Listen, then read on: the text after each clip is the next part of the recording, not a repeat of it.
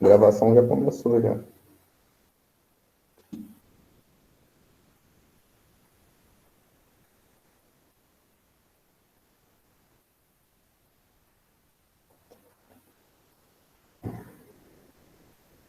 A gente está no terceiro módulo, finalizando o terceiro módulo. Essa semana e a próxima ainda faz parte do terceiro módulo, do módulo 3.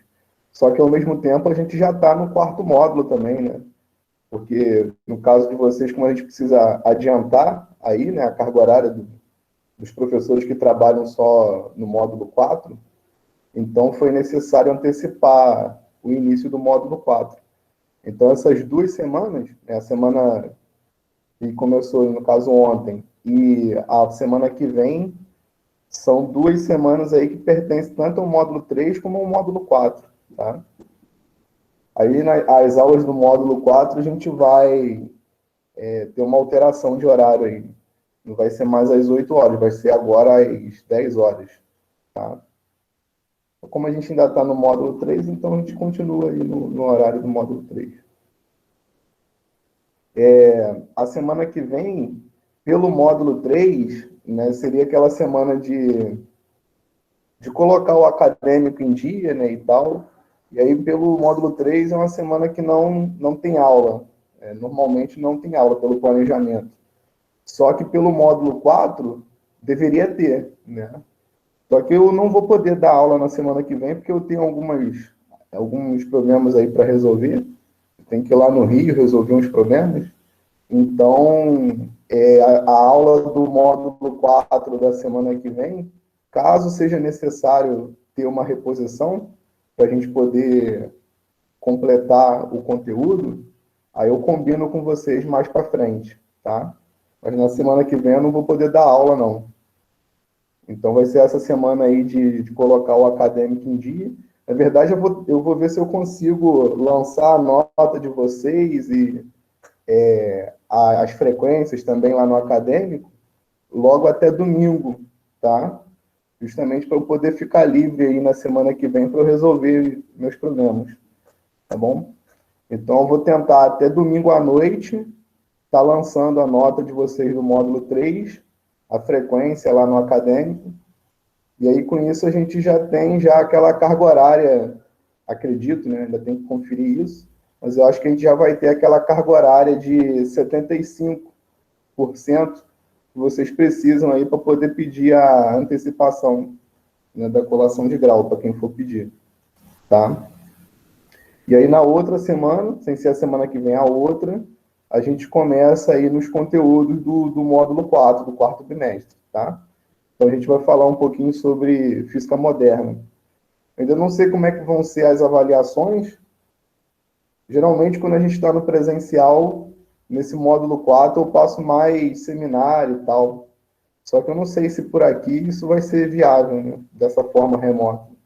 Então, ainda vou ver como é que vão ser as avaliações do quarto bimestre, mas o assunto é basicamente física moderna. Aquela parte de efeito fotoelétrico, né, a natureza quântica da matéria e tal, beleza? Para finalizar o conteúdo do módulo 3, a gente tem aquele material que eu comecei a falar com vocês na aula passada, né? E não deu para concluir. Então, hoje a gente vai discutir um pouquinho daquele material, tá? O finalzinho dele.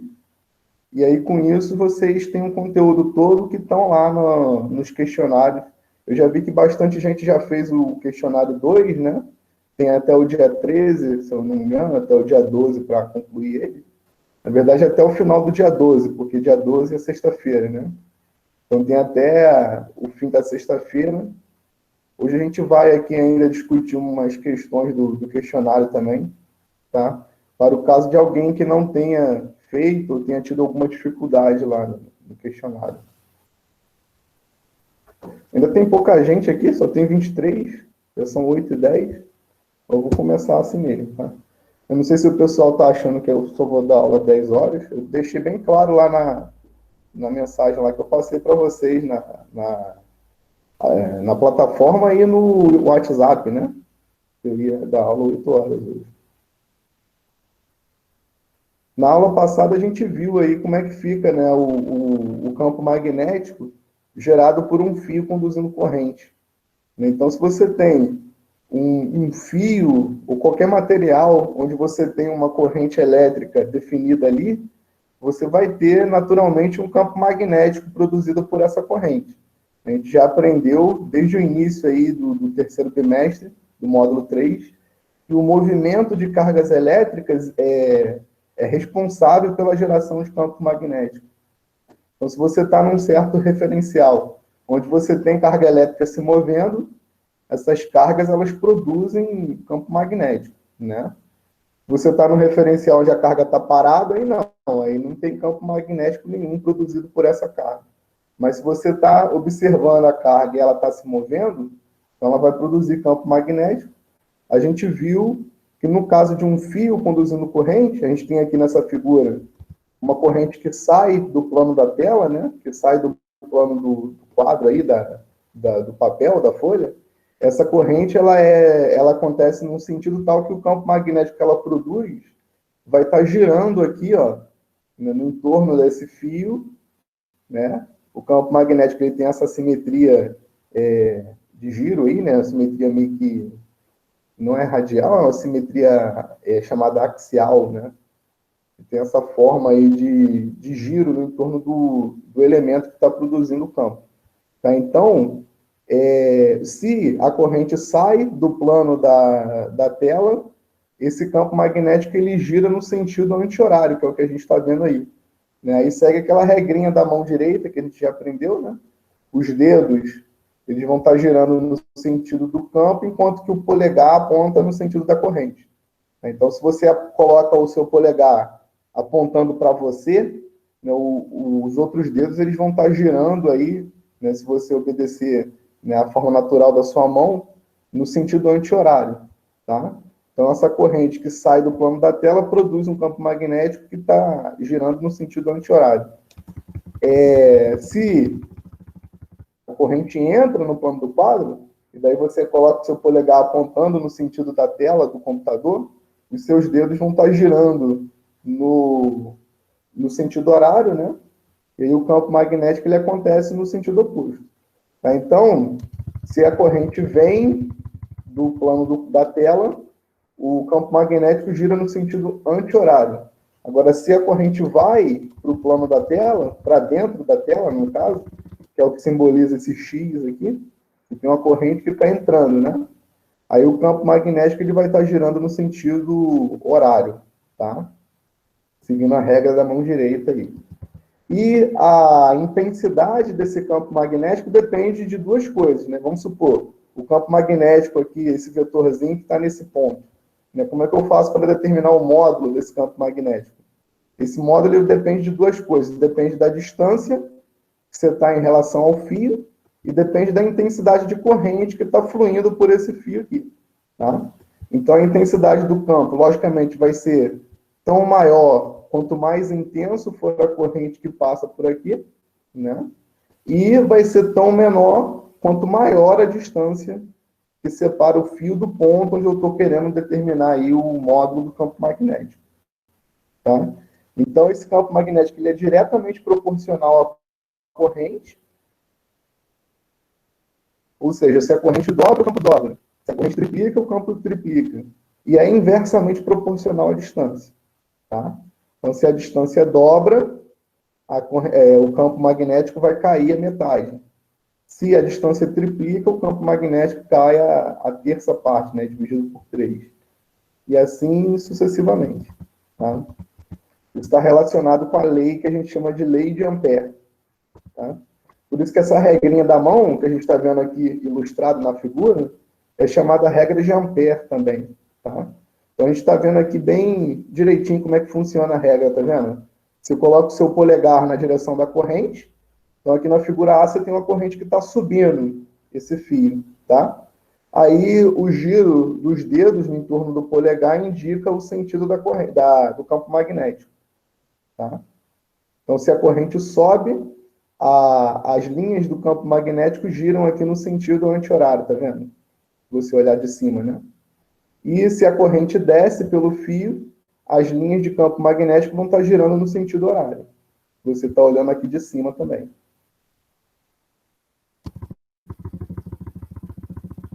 Está aqui, ó, aquela relação que eu falei entre o campo magnético, a corrente e a distância. Então, B é a intensidade do campo magnético, o I é a corrente, o R é a distância do ponto até o fio, tá? Então, o campo magnético ele é proporcional, esse símbolo aqui significa proporcional, a essa razão, né? É diretamente proporcional à corrente e inversamente proporcional à distância. Tá? Daí a gente discutiu também como é que fica, né, o campo magnético em outras conformações de corrente, né? Ali naquele caso que eu discuti no início, era uma corrente que fluía ao longo de uma linha reta. Aqui você tem uma corrente que está fluindo em espiral, um solenoide. Né? Quando você tem uma corrente que está nessa forma, né, em espiral, o campo magnético aqui dentro é um campo magnético uniforme, basicamente uniforme. Então ele tem a mesma direção, o mesmo sentido e o mesmo módulo em qualquer ponto do espaço aqui dentro. Tá? Por isso que ele é uniforme. Tá? E aí o sentido desse campo magnético vai depender aí de como que está o fio. Né? Então, por exemplo, nessa figura que a gente está vendo aqui, posso até dar uma aumentada. Ó, o campo magnético ele vai estar apontando aqui da direita para a esquerda, né? Isso porque a corrente ela está indo nesse sentido aqui, ó.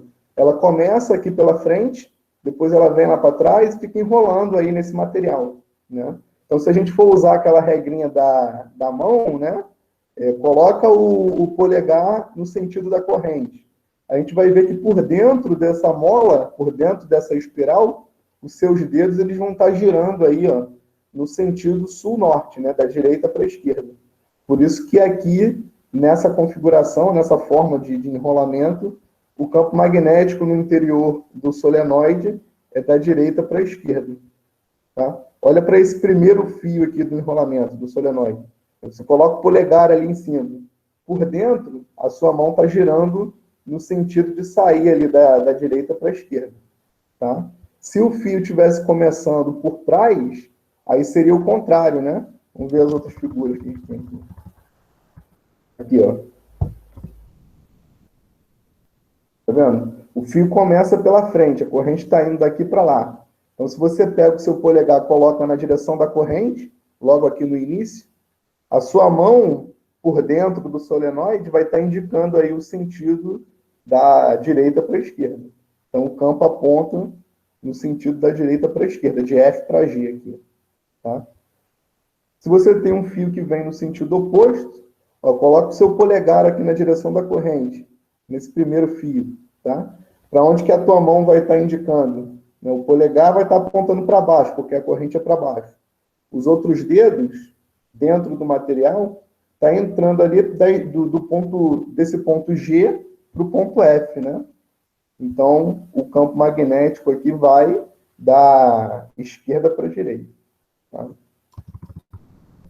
Isso foi o que a gente viu na aula passada. Também eu expliquei para vocês que o campo magnético, nesse caso, ele é proporcional à corrente, né? E a um N, esse N é a densidade de espiras. Você pega o número de espiras que tem aqui num certo comprimento, divide por esse comprimento, isso dá para você o valor daquele N. Tá? Então, esse N aqui, ele mede aí a densidade, né, a distribuição de espiras que você tem num certo comprimento do solenoide.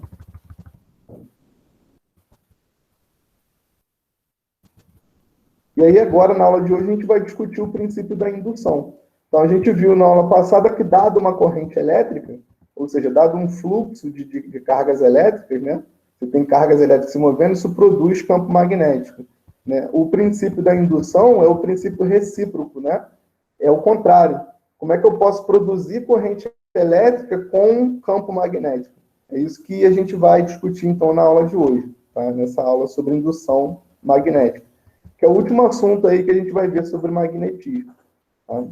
Então, para a gente entender bem conceitualmente como é que acontece, na produção de corrente elétrica a partir do campo magnético, a gente pode olhar para essas figurinhas aqui, que é o seguinte, ó, você tem uma espira, tá, feita aí de um fio condutor, e aí você tem uma barra metálica aqui, que pode conduzir corrente, tá? Então, essa barra metálica, que é um material condutor, tem elétrons livres ali, né, no seu material, na sua estrutura. Se você pegar essa barra e arrastar ela em cima desse trilho metálico aqui, né, que tem essa forma de espiral retangular, uma espira retangular, né? Se você puxar essa barra, o que vai acontecer? Como isso aqui tudo está mergulhado dentro de um campo magnético, e esse campo magnético, pela indicação que a gente está vendo aqui, está entrando no plano da tela, no plano do quadro, o que vai acontecer é que esses elétrons livres desse material, eles vão ser empurrados para baixo, tá?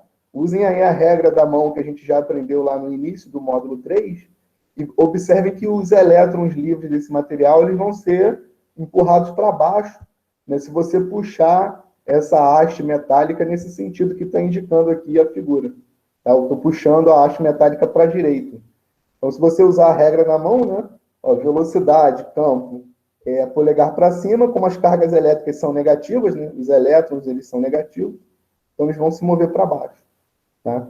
E aí, esse acúmulo de elétrons que você tem aqui, o que vai acontecer? Você vai estar produzindo uma diferença de potencial, né, uma DDP, e aí o acúmulo de elétrons que você tem aqui vai fluir do ponto negativo, do polo negativo para o polo positivo, através desse fio condutor.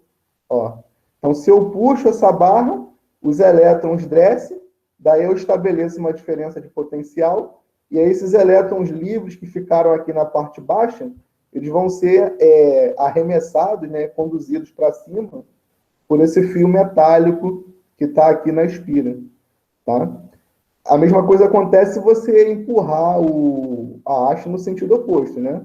A diferença é que, se você empurra a haste no sentido oposto, pela regra da mão, ao invés dos elétrons se depositarem aqui embaixo, eles vão se depositar lá em cima.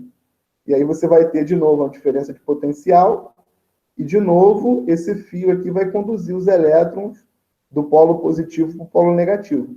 Então, você vai estar estabelecendo aí uma corrente elétrica em relação à figura de cima, vai estar no sentido oposto, né?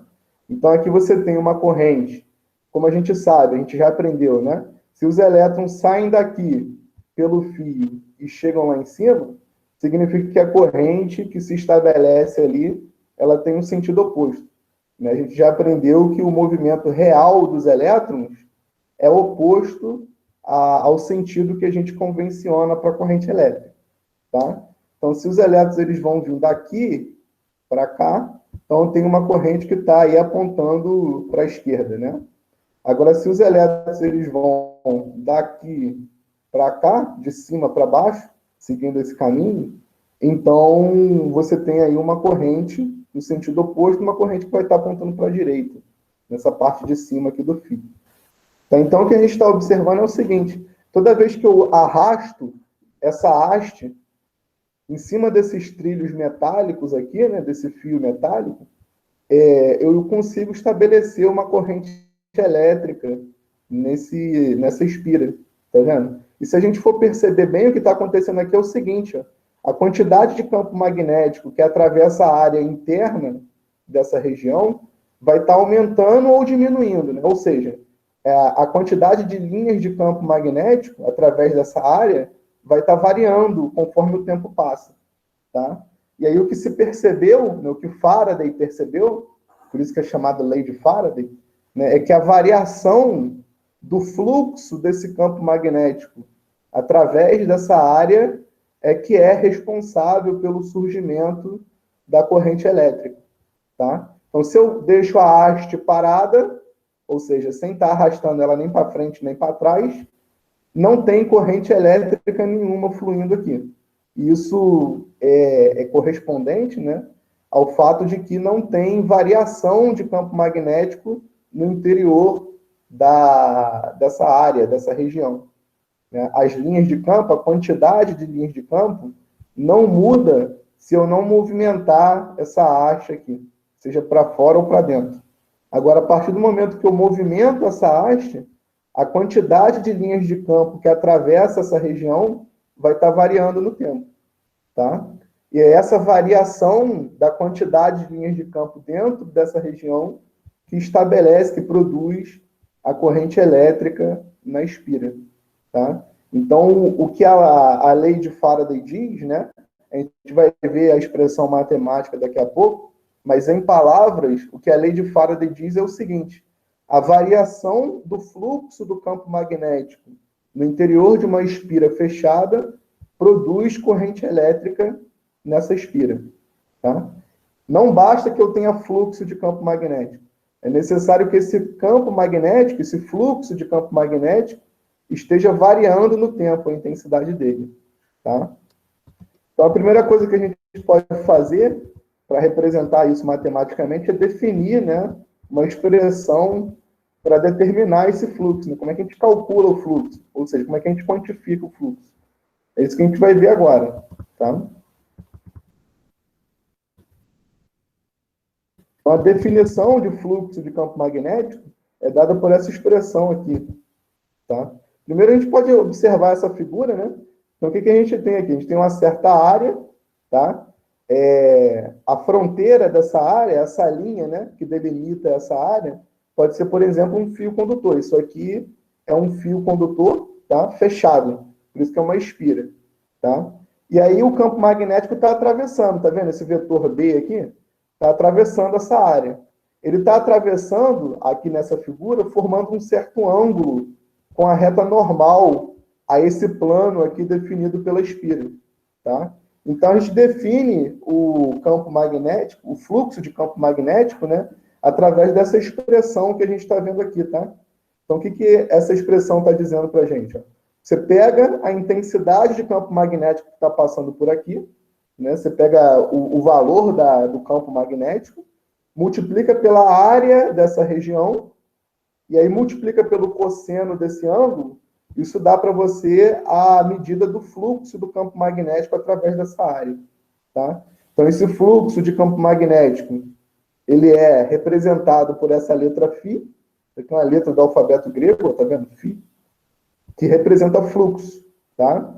E aí, essa expressão matemática aqui dá para a gente a quantidade de fluxo que está atravessando aquela área, tá bom? Qual que é a unidade de medida disso aqui no Sistema Internacional de Unidades? A gente já aprendeu que o campo magnético é medido em Tesla, T maiúsculo, tá vendo? E a área, uma área qualquer, no Sistema Internacional de Unidades, é medida em metro quadrado. Tá? Então, isso aqui é Tesla vezes metro quadrado. O cosseno de um ângulo não tem dimensão nenhuma, não tem nenhuma unidade, né? Então, a unidade de fluxo é Tesla vezes metro quadrado. Esse Tesla vezes metro quadrado, a gente chama isso de Weber. Então, a unidade de medida de fluxo de campo magnético é o Weber. Tá? E aí a gente poderia pensar o seguinte: não basta eu pegar o campo magnético e multiplicar pela área, por que eu tenho que ter esse cosseno aqui? Esse cosseno aqui, na verdade, ele dá uma ideia para a gente da relação, né, entre a direção do campo magnético e a área, né? E, por exemplo, vamos supor que esse ângulo aqui seja um ângulo de 90 graus. Ou seja, o campo magnético, ele é tangente à superfície do plano aqui, tá? Ele não está nem perpendicular e nem diagonal, ele está exatamente deitado nesse plano. Vamos supor que esse campo magnético aqui, ele estivesse exatamente deitado nesse plano azul, tá? Nessa espira, no plano da espira, né? Qual seria o valor do cosseno do ângulo θ? Nesse caso, o ângulo θ valeria 90 graus, né? Porque o ângulo θ é o ângulo formado entre o vetor e essa reta normal ao plano. Ou seja, uma reta que forma 90 graus com o plano. Então, se esse vetor B ele está deitado em cima desse plano, é porque esse ângulo θ aqui ele vale 90 graus. Tá? E aí, nesse caso, logicamente, a gente não vai ter fluxo de campo magnético através da área, né? Não tem fluxo porque o campo magnético não está atravessando a área. Ele está tangente à área, ele está deitado na área, né? Então, para eu ter fluxo, é necessário que o campo magnético ele passe de um lado para o outro. Se ele está tangenciando, se ele está deitado, aí não tem fluxo nenhum. Tá? Então, se o campo magnético está formando 90 graus com a reta normal, a gente sabe que o cosseno de 90 é zero, e daí esse fluxo aqui vai dar exatamente zero, né? Então, esse cosseno aqui na definição do fluxo do campo magnético ele é importante por essa razão, né? O ângulo que o campo magnético forma com a reta normal deve ser considerado aí no cálculo do fluxo do campo magnético, tá? Quando que esse fluxo aqui vai ter a máxima intensidade possível? Exatamente quando esse campo magnético B aqui, ele foi exatamente na mesma direção da reta normal, né? Aí você tem um fluxo máximo. Ô, Vinícius, Oi? se me desse ali o cosseno de 180, se não me engano, teria um fluxo negativo? Porque Não. Ó, cosseno de 180 também vale zero. Olha para o ciclo trigonométrico lá que vocês aprenderam na trigonometria, na matemática. O ângulo de 0 graus, aliás, desculpa, é menos 1, né? Se o ângulo for 180 graus, ao invés do campo magnético estar subindo, ele vai estar entrando, né? No plano da superfície. Mas aí o fluxo ele não é negativo, não. Não existe fluxo negativo. Isso aqui deveria estar em módulo, tá bom? Ah, tá, beleza. É porque, Então, na verdade, esse ângulo θ aqui não muda conta de módulo. Esse ângulo θ aqui, na verdade, não faz muito sentido ele ser um ângulo obtuso, não. Tá? A gente vai olhar esse ângulo θ variando entre 0 graus, que é quando ele está deitado, e 90 graus, que é quando tem o fluxo máximo. Tá? Vamos supor que eu tome como referência essa reta normal e uma reta horizontal aqui apontando para a direita, tá? Como os eixos x e y. Tá? 0 graus significa que ele está na linha reta vertical. Tá? 90 graus significa que ele vai estar apontando para a direita. Se eu pego um ângulo um pouquinho maior do que 90 graus, por exemplo, 120, isso é equivalente a pegar um ângulo de 30 graus. Tá? Então, esse ângulo θ aqui, na verdade, para a gente, ele vai variar entre 0 e 90 graus. Faz mais sentido a gente olhar para esse ângulo θ entre 0 e 90 graus. Então, se eu tenho ângulos obtusos, eu pego o suplementar, né? Que é aquele que dá a soma da 180. Então, por exemplo, se eu tiver um ângulo de 120, eu vou pegar o suplementar, que é 30 graus. Se eu tiver um ângulo de 160, o complementar para dar 180 é quanto? 20. 180 para 160 para 180 é 20, exatamente. Se eu tenho um ângulo de 120 para 180 é 60. Se eu tenho um ângulo de 145 para 180 é 45. Tá? Então, esse ângulo θ aqui, para efeitos práticos aí de cálculo do fluxo, ele varia entre 0 e 90 graus. 0 graus significa que o campo B está exatamente na linha reta normal, e 90 graus significa que ele está tangenciando esse plano azul, o plano da espira. Tá? Então, quando o ângulo é de 0 graus, o cosseno vale 1. É quando você tem o máximo de fluxo possível. Quando o ângulo vale 90 graus, esse cosseno vai valer 0, é quando você não tem fluxo nenhum atravessando a área. Ok? E aí, de que maneira que eu posso fazer esse fluxo variar no tempo para você poder produzir corrente elétrica através desse fio aqui que está produzindo essa espira? Eu posso fazer o campo magnético variar a intensidade dele, né? Então, se conforme o tempo passa, esse campo magnético aqui, o módulo dele varia, o fluxo através dessa área vai estar variando, né? Ou então, o que eu posso fazer? Eu posso pegar essa área aqui e estar aumentando ou diminuindo ela, que é o que acontece nesse primeiro exemplo que a gente viu logo aqui no início, né? Nessas figuras. Ó. Aqui você tem uma área que está variando. O campo magnético ele é uniforme, ele é constante, né? Ele não varia no tempo, mas a área está mudando. Então, consequentemente, o fluxo do campo magnético vai estar mudando. Pode ser aumentando ou diminuindo, mas vai estar mudando, nos dois casos. Tá? E uma terceira possibilidade que você tem para variar o fluxo do campo magnético é mudar esse ângulo θ. Ou seja, vamos supor que o campo magnético está constante, tá? Ele não está variando de direção nem sentido. Mas eu posso pegar essa espira aqui e colocar ela para girar dentro desse campo magnético, por exemplo. E aí, com isso, eu vou estar fazendo o quê? Eu vou estar mudando o valor desse ângulo θ, conforme o tempo passa. E aí, consequentemente, eu vou estar fazendo uma variação no fluxo do campo magnético. E aí você vai ter corrente elétrica passando aqui por esse fio, né? Por essa espira que está delimitando essa área, tá? Então, o que eu preciso para ter corrente aqui? Eu preciso que esse fluxo varie no tempo. Se ele for constante, eu não vou ter corrente fluindo aqui pelo fio, tá? Essa figura aqui, ó,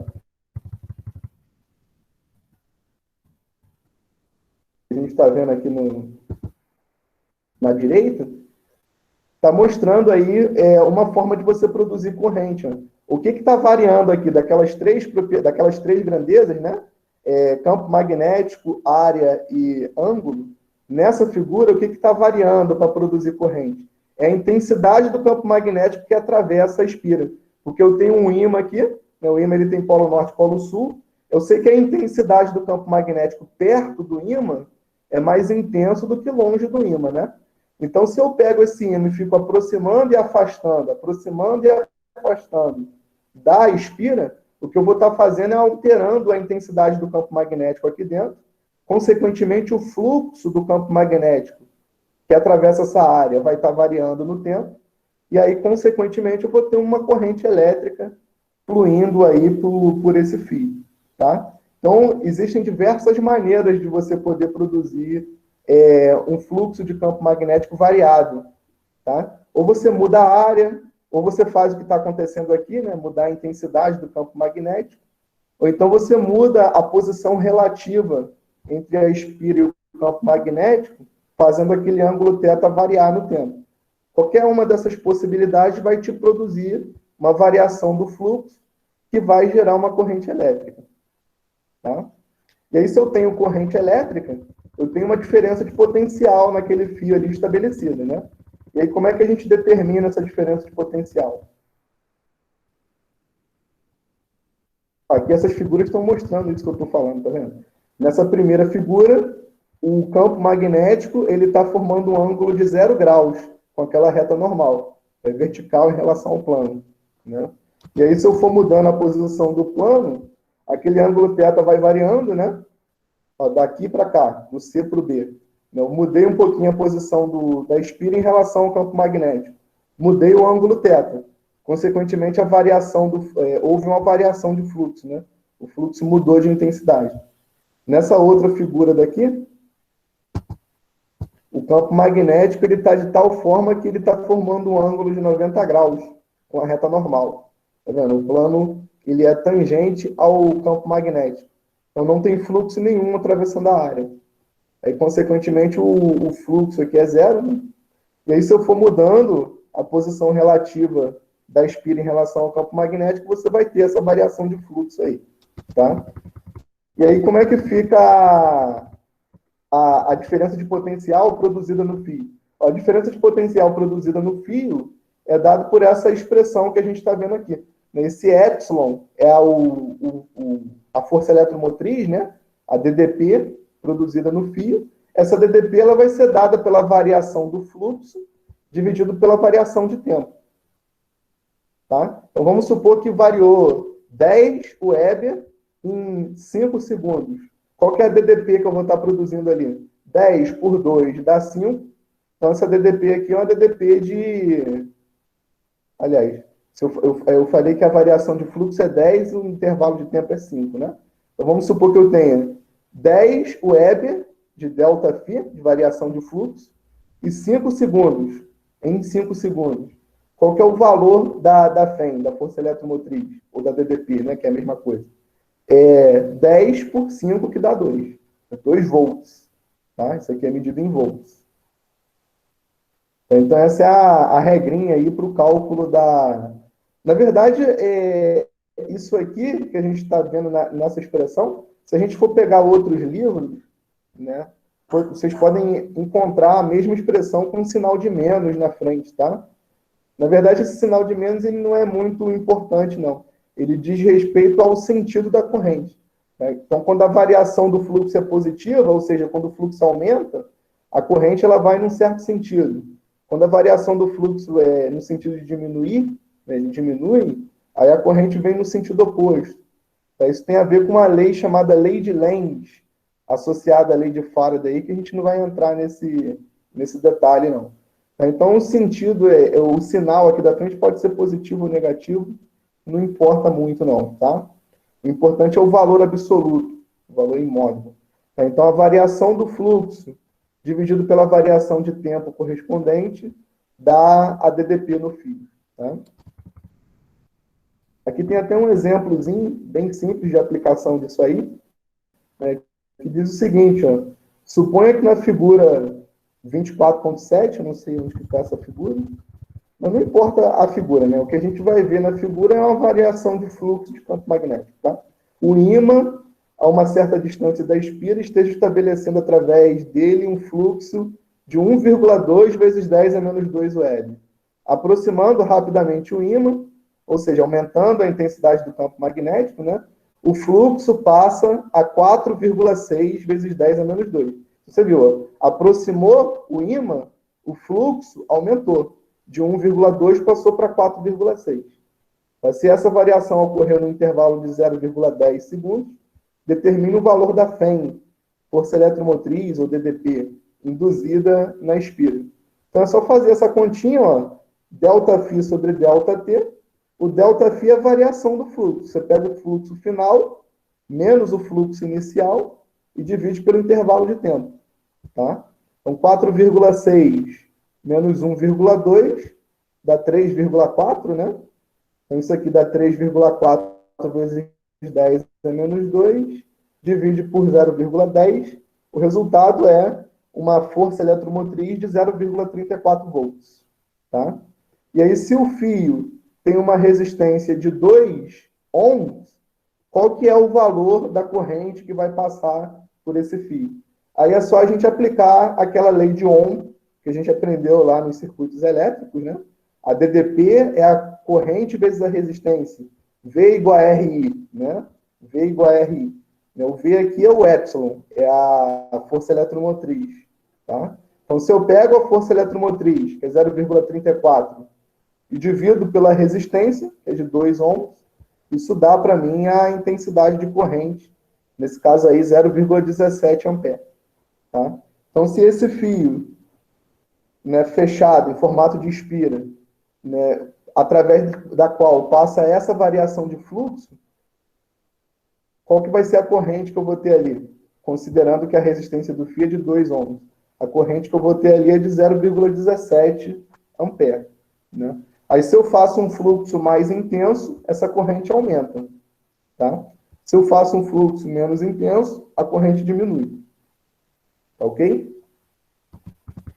Então, é assim que funciona, basicamente, aí o fenômeno, né, da geração de corrente elétrica através da variação de fluxo de campo magnético. Isso é a lei de Faraday. Tá? Então, a gente tem essas duas regrinhas.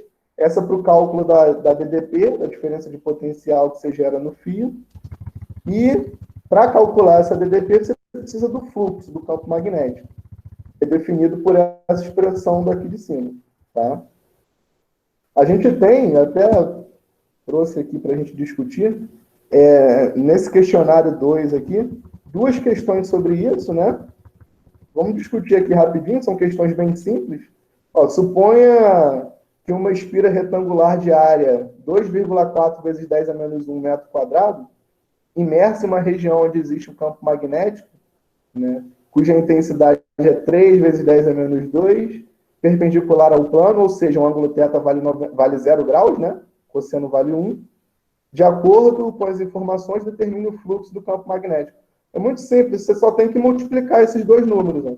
Aqui você tem a área, 2,4 vezes 10 a menos 1. Aqui você tem o campo magnético, 3 vezes 10 a menos 2. O cosseno vale 1, porque ele está dizendo que o campo magnético é perpendicular à área, né? Então, o campo magnético está formando um ângulo de 0 graus com a reta normal, cosseno vai dar 1. Então, tudo que você tem que fazer é multiplicar esses dois números. E aí você vai obter aí o valor do fluxo em Weber. Por isso que a unidade aqui é WB, né? Weber. Tá? No caso dessa informação que é dada nesse enunciado, a gente pode concluir o que a respeito da corrente elétrica na espira. Vai ter corrente elétrica ou não? A resposta é não, né? Porque esse fluxo aqui ele é um fluxo constante. Não se está falando aqui no enunciado em variação da intensidade do campo magnético, ou então em mudança da posição relativa, né, entre o campo magnético e a área. Então, esse fluxo é um fluxo constante, ele não varia no tempo. Consequentemente, nessa espira do exemplo aqui dado nessa questão, não tem corrente elétrica fluindo, tá? Não tem corrente elétrica porque não tem variação do fluxo. Tá? Uma outra questão aí sobre esse assunto é a questão 3 aqui, né? Suponha que uma espira quadrada de lado 2 centímetros seja colocada em um campo magnético uniforme cuja intensidade vale 2 Tesla.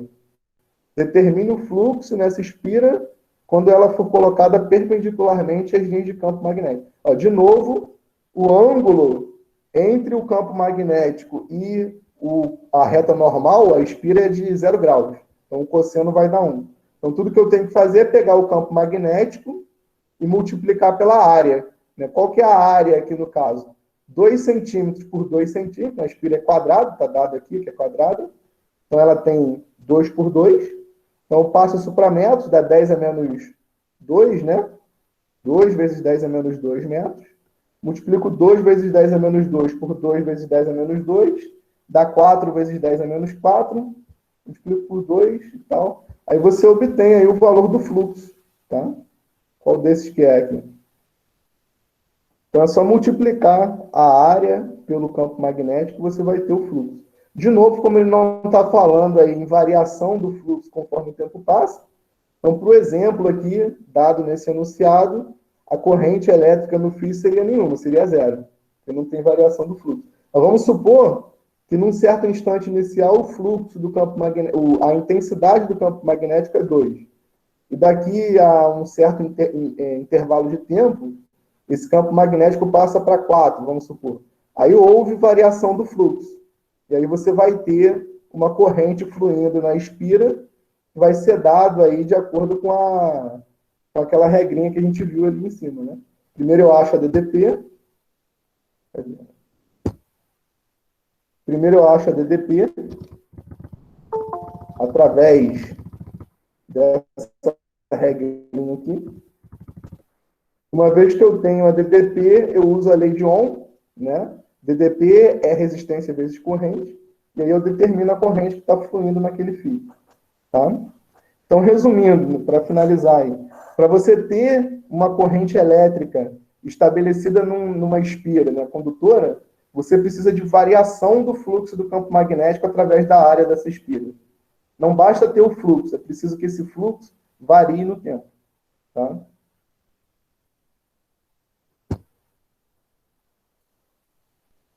Então, isso aí foi o assunto que ficou faltando a gente discutir na aula de hoje. Sobre magnetismo, o que a gente tem para ver é isso. Tá? De repente, no módulo 4, a gente traz ainda mais alguma coisa ou outra sobre magnetismo, mas, em princípio, aí, a partir da aula, da próxima aula, né, que não vai ser na semana que vem, mas na outra, a gente vai falar mais sobre física moderna e tal, tá? Se vocês tiverem alguma dúvida, eu vou colocar aqui a lista de presença. Sexta-feira é a nossa atividade no Kahoot, tá? Então, no caso de vocês aí, vai ser às 9 horas. Inverte aí o horário, porque para dar tempo para todo mundo, tá?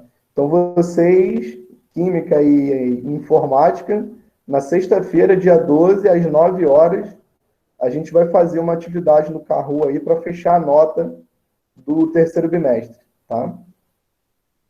Se alguém quiser tirar alguma dúvida, eu estou aqui à disposição. Senão, já estamos liberados aí da aula de hoje, tá? Até sexta-feira.